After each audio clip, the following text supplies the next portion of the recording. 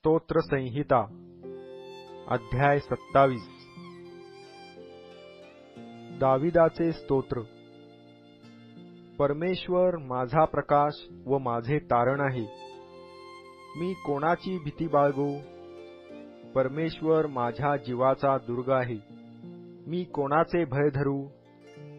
दुष्कर्मी म्हणजे माझे शत्रू व द्वेष्टे हे माझे मांस खाऊन टाकण्यास जेव्हा माझ्यावर चढाई करून आले, तेव्हा तेच ठेच लागून पडले।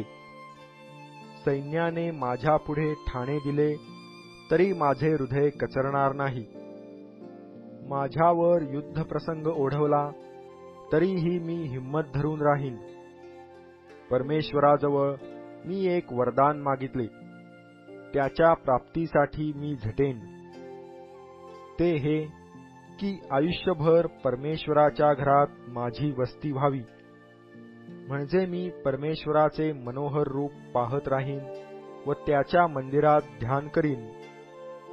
कारण विपत्काली मला तो आपल्या मंडपात लपवून ठेवील, मला तो आपल्या डेऱ्याच्या गुप्तस्थळी ठेवील।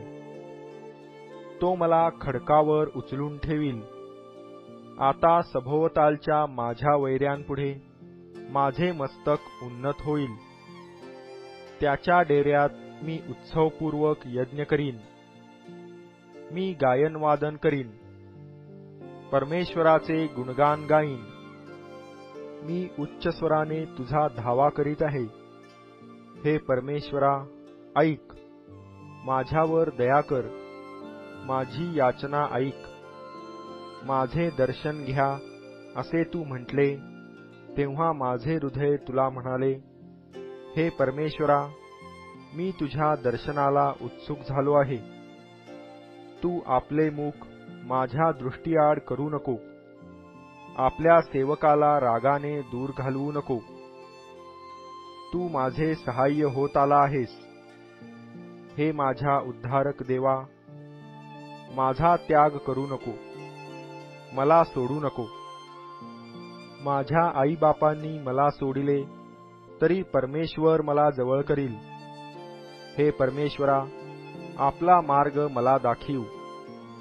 लोक माझ्या पाळतीवर बसले आहेत, म्हणून मला धोपट मार्गाने ने।